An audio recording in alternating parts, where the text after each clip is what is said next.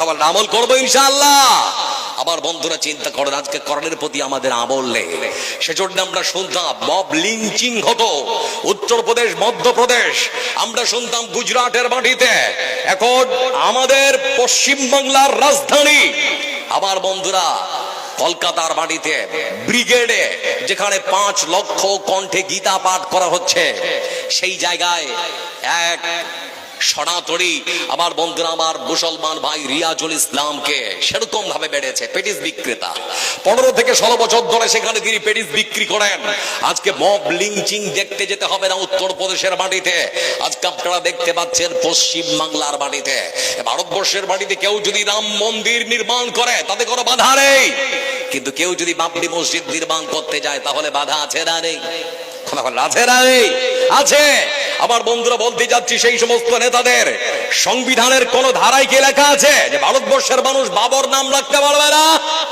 সংবিধানের কোন ধারা থেকে এটা লেখা আছে যে বাবরি মসজিদ নির্মাণ করা যাবে না? আচ্ছা, আপনারা একটা কথা বলুন আমাকে, ভারতবর্ষের এমন কোন জায়গা আছে যে জায়গায় সরকারি সম্পত্তির উপর একটা মসজিদ দাঁড়িয়ে আছে? আপনারা সরকারি সম্পত্তির উপরে কেউ কোনোদিন মসজিদ করেছেন গো? কথা বলেন না, আছে কি? এবার আপনাদেরকে বলছি, ভারতবর্ষের প্রত্যেকটা জায়গার বড় বড় যে মন্দিরগুলো আপনারা দেখতে পাচ্ছেন, সে মন্দিরগুলো প্রত্যেকটাই সরকারি সম্পত্তির উপরে দাঁড়িয়ে আছে, আছে না রে? আমি বিশ্বাস করি বন্ধু আমার, যেটা আপনাদেরকে বলছিলাম, আজকে আমাদের বিরোধী দলনেতাকে বলতে চাচ্ছি একটা কথা, সবারই তুমি বাসরে ভালো, নইলে মনের কালে ঘুষবে না রে, কারে তুমি রাখবে ঠেলে, সবাই যে তোর মায়ের ছেলে। সবারই তুমি বাসরে ভালো, নইলে মনের কালে ঘুষবে না রে, কারে তুমি রাখবে ঠেলে, সবাই যে তোর মায়ের ছেলে। আজকে আপনাদেরকে আরেকটা প্রশ্ন করছি, সেই ব্রিগেড প্যারেডে 5 লক্ষ কণ্ঠে যেখানে গীতা পাঠ করা হচ্ছে, আপনার গীতা আপনাদের ধর্মগ্রন্থকে একটা মুসলমানকে মারার শিক্ষা দিল? আচ্ছা, আপনাদেরকে বলছি, আমাদের জালসায় অনেক হিন্দু ভাই জিলিপির দোকান, বাদামের দোকান নিয়ে এসেছে না আসেনি? কথা বলেন, এসেছে না আসেনি? কোনদিন আপনারা বলেছেন এটা আমাদের জালসা এখানে বিক্রি করতে পারবে না? কেউ বলেছেন না? আমি বন্ধু আমার জন্য বলতে যাচ্ছি, আমি বিশ্বাস করি পৃথিবীটা মানুষের হোক, ধর্ম থাকুক অন্তরে, মন্দিরেতে ঘন্টা বাজুক, আজাদ হোক মসজিদে, এটাই তো আমরা বিশ্বাস করি, এটাই তো ভারতবর্ষের সৌন্দর্য আর সংস্কৃতি। এজন্য বন্ধু আমার বলতে চাচ্ছি, আল্লাহ রাব্বুল আলামিন এমনই একখানা কোরআন দিয়েছেন যে কোরআন মানলে পরে আল্লাহর জান্নাত। যে কোরআন ঠিক মতো ব্যক্তি জীবনে যদি আপনি বাস্তবায়ন করতে পারেন, পৃথিবী থেকে বিদায় নেওয়ার পরে পরে জান্নাত। আমার বন্ধুরা, এটা শুধু আজকের মানে চক্রান্ত নয়, সেদিনেও ছিল, আজকেও আছে। কোরআনকে এরা মনে করেছে বুকের ফুৎকার দিয়ে, বুকে আর বদনাম করে কোরআনকে মিটিয়ে দেব সম্ভব? ইউরিদুনা ইউতফিউ নূরাল্লাহি বিআফওয়াহিহিম ওয়াল্লাহু মুতিম্মু নূরিহি ওয়ালাউ কারিহাল কাফিরুন। এদেরকে আবার জিজ্ঞেস করুন, মুঘল সাম্রাজ্যের কোন জিনিস যদি আপনাদের পছন্দ না হয়, তাহলে পরে ভারতবর্ষের যে লালকেল্লাটা আছে ভেঙে ফেলুন, ওটা মুঘল সম্রাটেরা নির্মাণ করেছে। আপনাদের যদি পছন্দ না হয় মুঘল সম্রাটদের কিছু, তাহলে পরে তাজমহলটা মুসলমানেরা তৈরি করেছে, ভেঙে ফেলুন।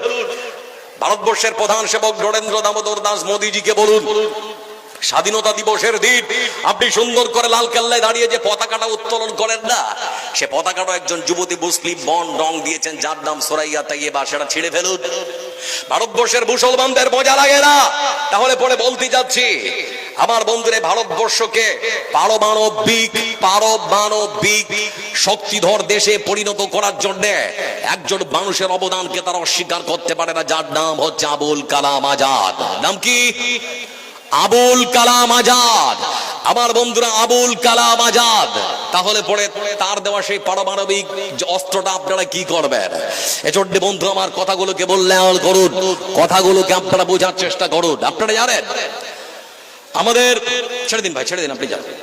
আপনাদেরকে বলতে যাচ্ছি 1984 সালে তৎকালীন ভারতবর্ষের যিনি প্রধানমন্ত্রী ইন্দিরা গান্ধী, আমার বন্ধুরা কলকাতা সিটি কলেজের একজন অধ্যাপক যার নাম হচ্ছে শান্তিময় রায়, তিনি একটা বই লিখেছেন ভারত স্বাধীনে মুসলমানদের অবদান। তিনি সেখানে লিখছেন 1964 সালে তৎকালীন ভারতবর্ষের প্রধানমন্ত্রী ইন্দিরা গান্ধী, আমার বন্ধুরা তার আমলে একজন মহাকাশচারীকে মহাকাশে পাঠানো হয়েছিল যার নাম রাকেশ শর্মা। এই রাকেশ শর্মা যখন মহাকাশে গিয়েছিলেন, ঠিক সেই সময় ভারতবর্ষের মহাকাশ গবেষণা সংস্থা ইসরোর পক্ষ থেকে দেশনেত্রী তিনি জিজ্ঞেস করেছিলেন ভারত থেকে মানে মহাকাশ থেকে আমাদের দেশ ভারতবর্ষটা দেখতে কেমন লাগে। ঠিক সেই সময় তিনি উত্তর দিয়েছিলেন সারে জাহাঁ সে আচ্ছা হিন্দুস্তান হামারা। বলতে চাচ্ছি হিন্দু ভাই অমল বিমল শ্যামল, এটা যিনি লিখেছেন তিনি হচ্ছেন আল্লামা ইকবাল, আমাদের বিখ্যাত কবি আল্লামা ইকবাল। কোনটা মুসলমানদের অবদানকে আপনারা খাড়ো করে দেখতে পারবেন? সম্ভব নয়। এজন্য বন্ধু আবার আজকে আমাদের কেউ সাথে থাকুক আর না থাকুক, প্রমাণ একটা আপনাদেরকে দিতে পারি। আজকে মুর্শিদাবাদের বাড়িতে হুমায়ুন কবির, তাকে দল থেকে ত্যাগ করা হয়েছে। ঠিক সেই মুহূর্তে তিনি যদি বলতেন যে আমি তৃণমূলের মানুষ, তোমরা আসো, আমার তো মনে হয় 10,000 মানুষ জমা হতো না। কিন্তু আল্লাহর ঘরের জন্য, আল্লাহর দ্বীনের জন্য মুসলমানরা জীবন দিতে প্রস্তুত আছে না রে? কথা বলেন আছে না রে? আচ্ছা, কমিটি কি বলেছে আপনাদের ফ্রিতে 1 প্যাকেট করে বিরিয়ানি দেওয়া হবে, সেজন্য আপনারা আসুন? কেউ বলেছে? আমরা কোরআনকে কম ভালোবাসি না বেশি? একটা প্রমাণ দেব, আপনারা আমার দিকে চেয়ে থাকুন। আমরা আমাদের পার্শ্ববর্তী যে বাংলাদেশ, আপনাদের এই মাদ্রাসা দেখছেন না ইসলামপুর, এই মাদ্রাসার মতো প্রত্যন্ত গ্রামাঞ্চলে একটা ছোট্ট মাদ্রাসা হিফজের, সেখানে কোরআন শেখানো হয়। আমার বন্ধুরা ফজরের আযান হচ্ছে, হাইয়া আলাস সালাহ,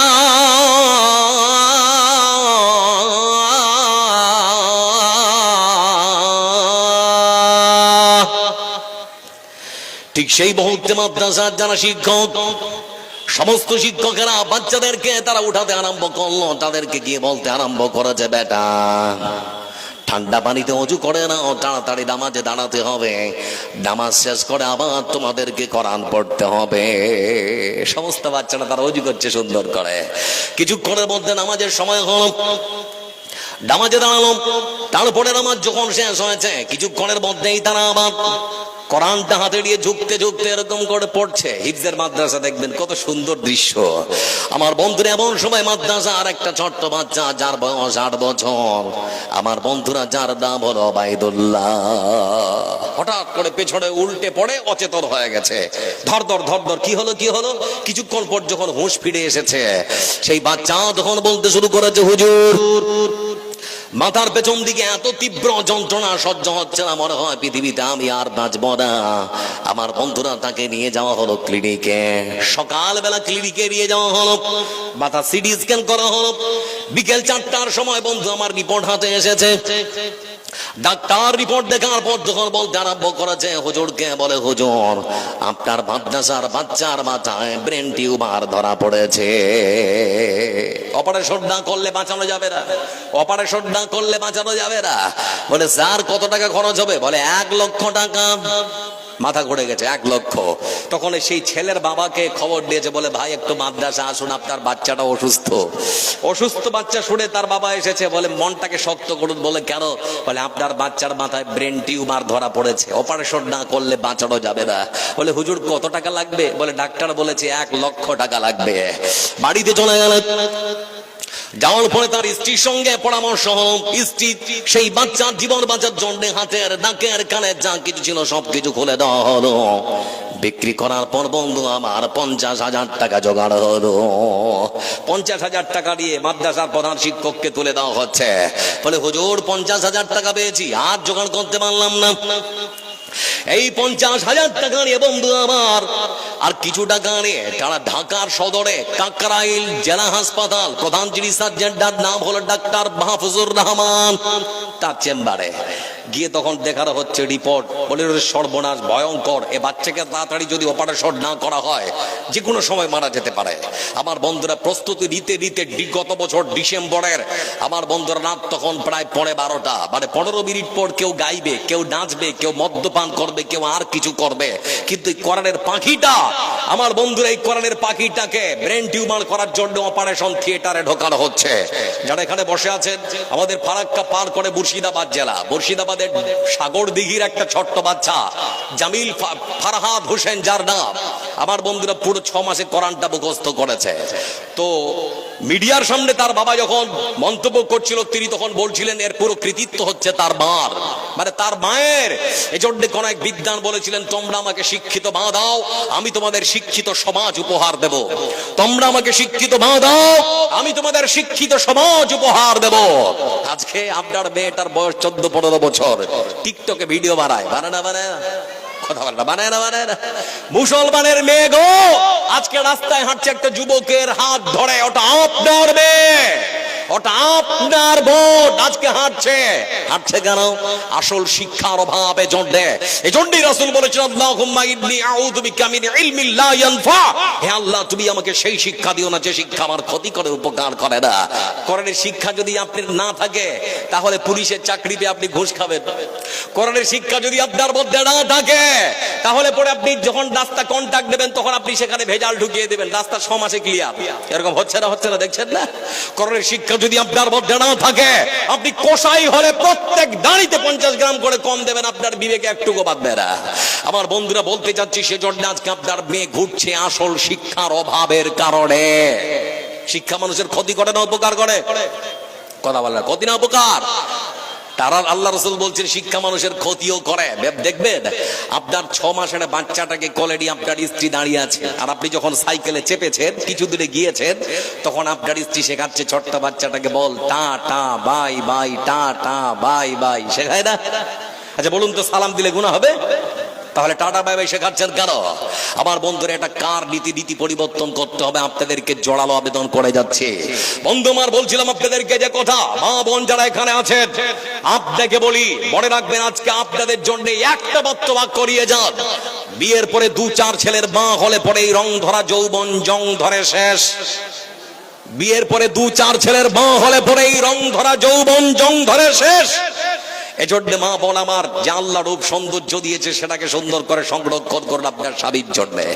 তো এই সেই ডাক্তার মাহফুজুর রহমান, তিনি এবার ছোট্ট বাচ্চাটাকে অপারেশন থিয়েটারে ঢোকাচ্ছেন। রাত তখন পড়ে 12টা, ঢোকানো হলো। আমার বন্ধুরা, রাত 12:30 থেকে শুরু করে 12:30 পর্যন্ত সেই বাচ্চার মাথাটা কেটে চিরে ফেড়ে, বন্ধু আমার, সেই কোরআনের বাকিটার টিউমারকে বের করা হলো। তারপরে মাথাটা সুন্দর করে আবার সেলাই করা হয়েছে।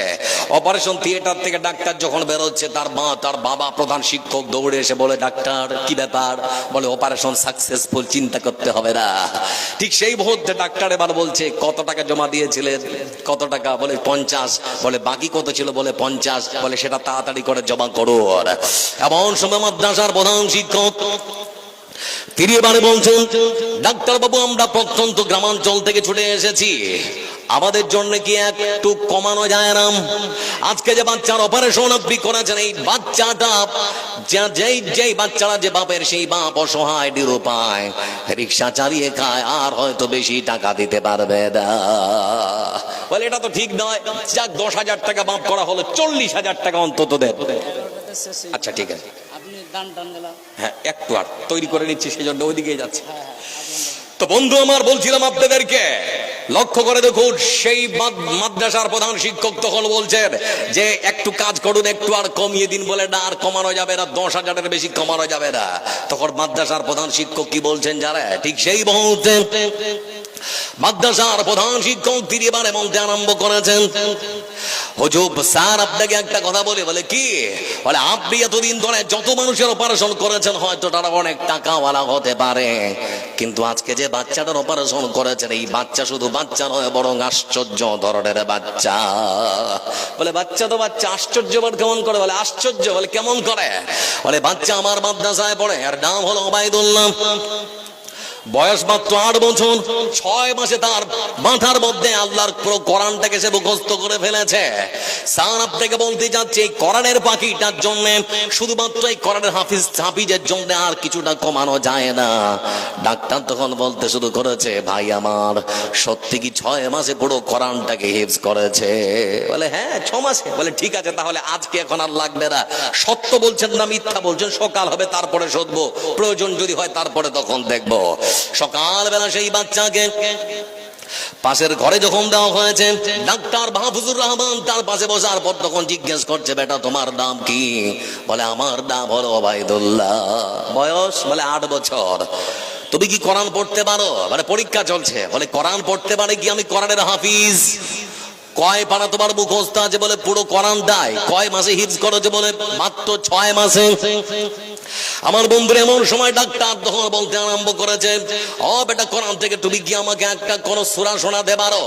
এই কোরআনের হাফিজ বন্ধু আমার কোরআনের বাকিটা তখন কোরআন থেকে সূরাতুল জিলজাল পাঠ করতে আরম্ভ করেছে। সুমধুর কণ্ঠে কোরআনের তেলাওয়াত শুনতে শুনতে ডাক্তার ঝরঝর করে কাঁদতে আরম্ভ করেছে। কোরআন তেলাওয়াত করা শেষ হলো, এবার ডাক্তারের দিকে ছোট্ট বাচ্চা তাকায়, ডাক্তারের চোখে জল।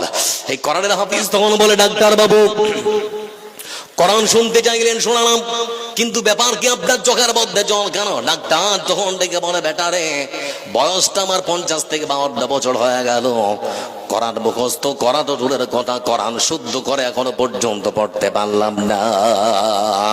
আমি নাকি শুনেছি যারা কোরআনের হাফিজ হয় মহান সত্তা আল্লাহ রাব্বুল আলামিনের পক্ষ থেকে তাদেরকে নাকি বিশেষ কিছু সুবিধা দেওয়া হয়। সেই দিন যদি আল্লাহর পক্ষ থেকে তোমাকে কোনো সুপারিশ করার সুবিধা বা কোনো সুবিধা তোমার কাছে আসে, এই ডাক্তারের নামটা আল্লাহর কাছে গিয়ে একবার তুমি তুলে ধরবে। ঠিক সেই মুহূর্তে ছোট্ট বাচ্চা বলতে আরম্ভ করা যে, ডাক্তার বাবু সত্যি যদি আল্লাহর পক্ষ থেকে এরকম কোনো আমার কাছে কোনো আল্লাহর পক্ষ থেকে সুপারিশ নামা আছে বা সুপারিশ করা 40,000 টাকা বাকি আছে সেটাও দিতে হবে না, এমনকি যে 50,000 টাকা দিয়েছেন সেটাও আপনাদেরকে ফিরিয়ে দেওয়া হবে। 40,000 নয়, 40 টাকা নয়, 40 পয়সাও লাগবে না। গত রাত্রের যে বাচ্চার অপারেশন আমি ডাক্তার মাহফুজুর রহমান কোরআনের খাতিরে সেই দিনের অপারেশন আমার পক্ষ থেকে বিনা পয়সায় করে দেওয়া হলো। ভাবতে পারেন? আবার বন্ধুরা এখনো পৃথিবীতে এরকম মানবিক মানুষ আছে যারা কোরআনকে ভালোবাসে, যারা মাদ্রাসার বাচ্চাদের ভালোবাসে, যারা মাদ্রাসার বাচ্চাদের মুখে খাবার তুলে দিতে ভালোবাসে। এজন্য রাসূলকে জিজ্ঞেস করা হচ্ছে, আইগুল ইসলামে খায়র, পৃথিবীর বুকে সবথেকে ভালো কাজ কি? রাসূল সাল্লাল্লাহু আলাইহি ওয়াসাল্লাম তিনি বলছেন, তুতিবুত তুআব, পৃথিবীর বুকে সবথেকে ভালো কাজ হচ্ছে ক্ষুধার্ত অনাহার মানুষের বুকে খাবার তুলে দেওয়া। রাসূল সাল্লাল্লাহু আলাইহি ওয়াসাল্লাম তিনি বলেছেন, ইন্না ফিল জান্নাতি লা গুরফা কাদ ইউরা দাহিরুহা মিন বাতিনিহা ওয়া বাতিনুহা মিন যাহিরিহা আ'আদ্দাহা আল্লাহ লিমান আত'আমাত তুআম। জান্নাতের মধ্যে একটা বালাখানা তৈরি করা হবে, জান্নাতের মধ্যে একটা ঝকঝকে চকচকে মণিমুক্তা খচিত সুন্দর ঘর বানানো হবে। কিভাবে জানেন? কয়েক শ্রেণীর মানুষের মধ্যে কয়েকটা গুণ, তার মধ্যে একটা গুণ হচ্ছে যে মানুষ ক্ষুধার্ত মানুষকে খাবার দেয়, সেই মানুষের জন্য সেই বালাখানাটা আল্লাহর পক্ষ থেকে দেওয়া হবে।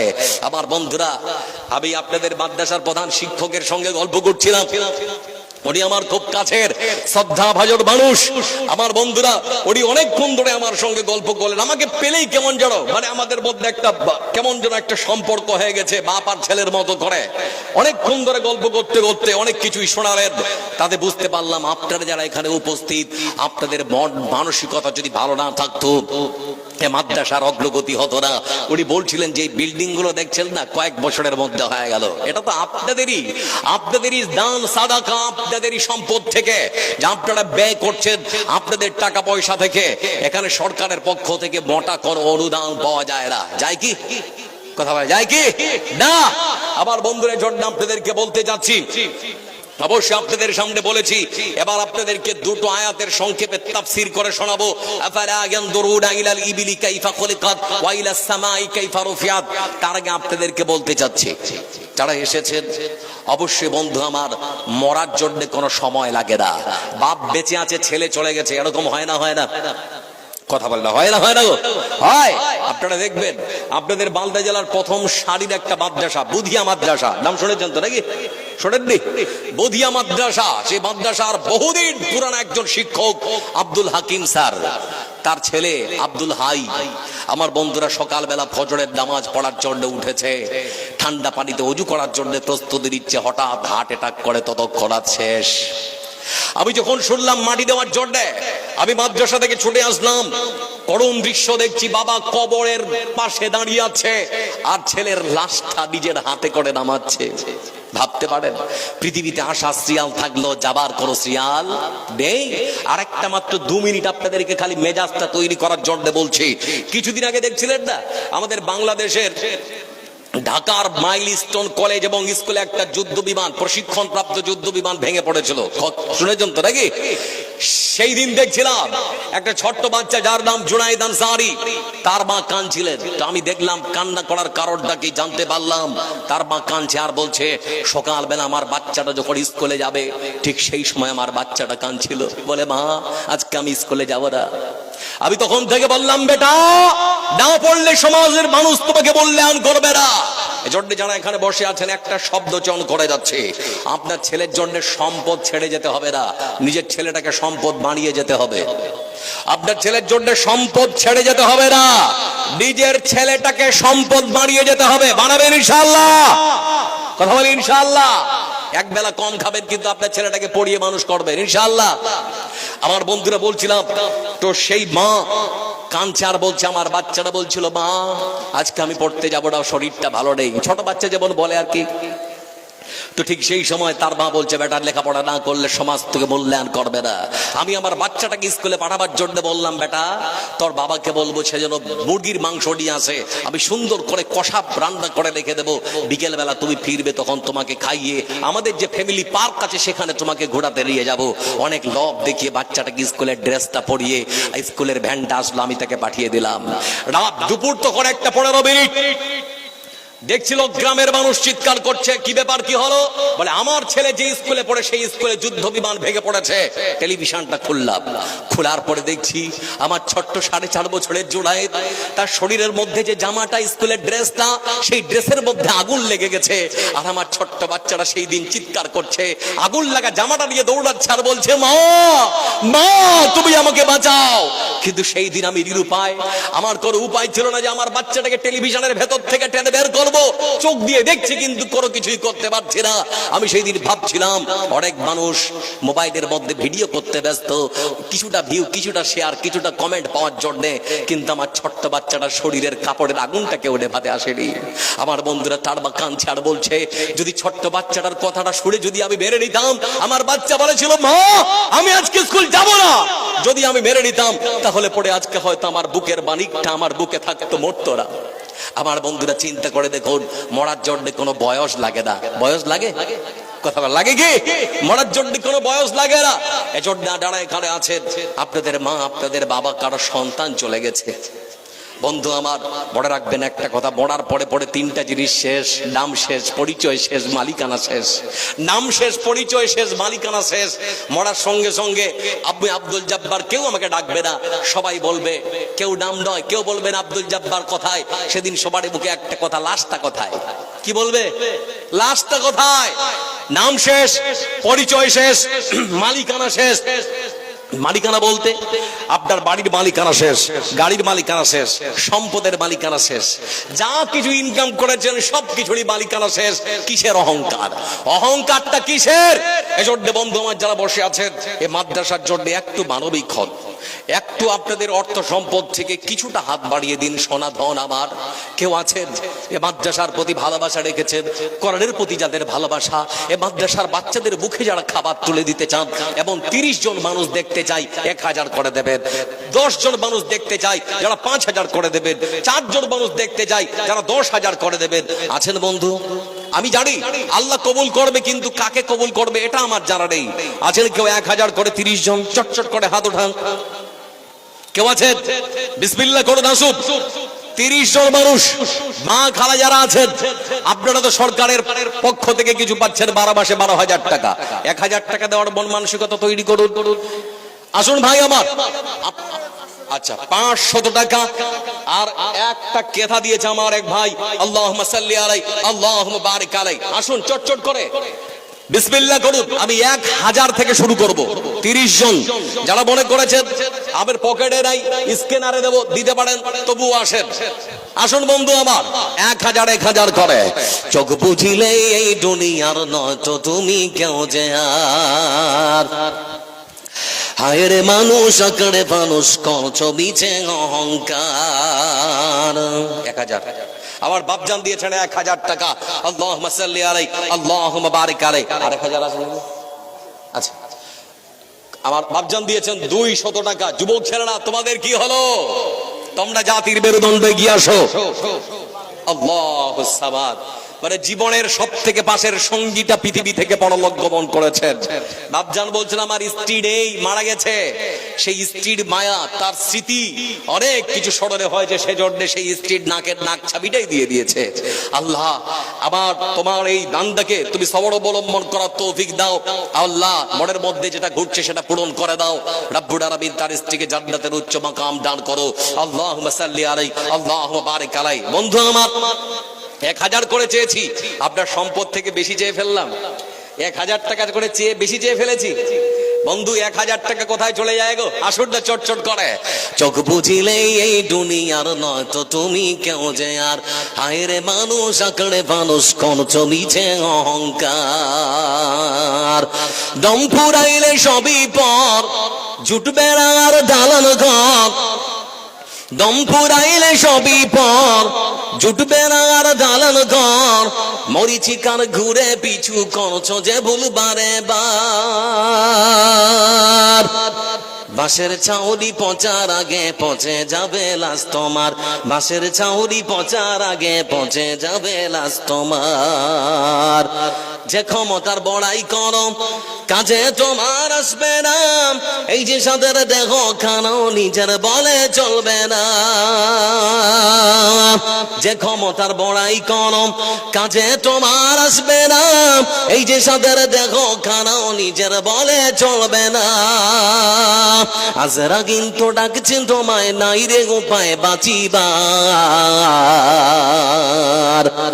বাঁশের ছাউনি পচার আগে পচে যাবে লাশ তোমার, বাঁশের ছাউনি পচার আগে পচে যাবে লাশ তোমার।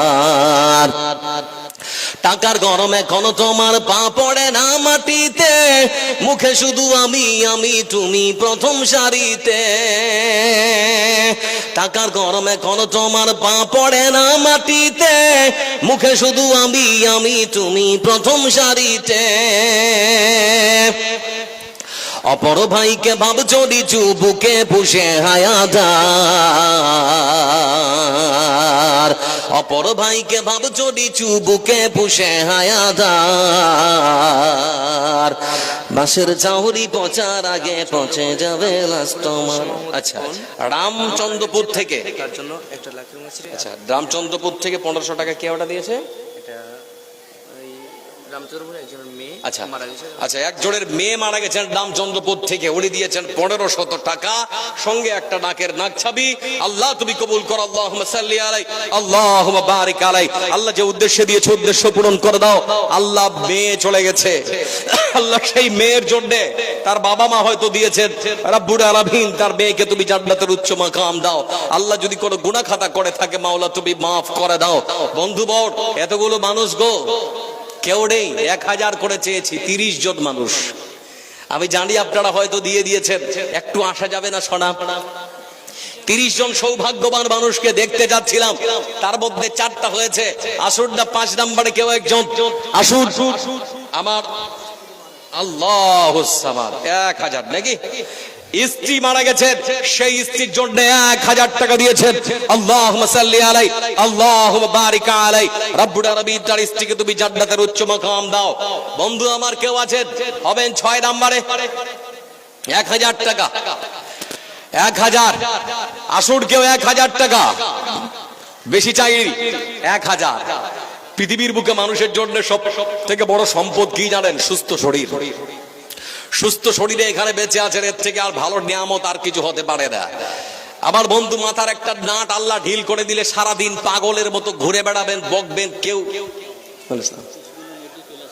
আচ্ছা বন্ধু আমার, আজকে আপনাদের জালসার যিনি প্রধান বক্তা, প্রধান আকর্ষণ, আপনাদের এলাকার কৃতি সন্তান, আপনাদের মাথার তার, চোখের মণি, কলিজার টুকরা, আমার খুব শ্রদ্ধাভাজন শিক্ষক সম। অনেক সময় অনেক কিছুই প্রশ্ন করা হয়, উনি সঠিকভাবে উত্তর দেন। বাপজান আমার দিয়েছেন 500 টাকা, আরেকজন 500, আরেকজন 200, আরেকজন 100। কিছুক্ষণের মধ্যে নাম বলতে কেমন দ্বিধা লাগছে, বড় মানুষ তো।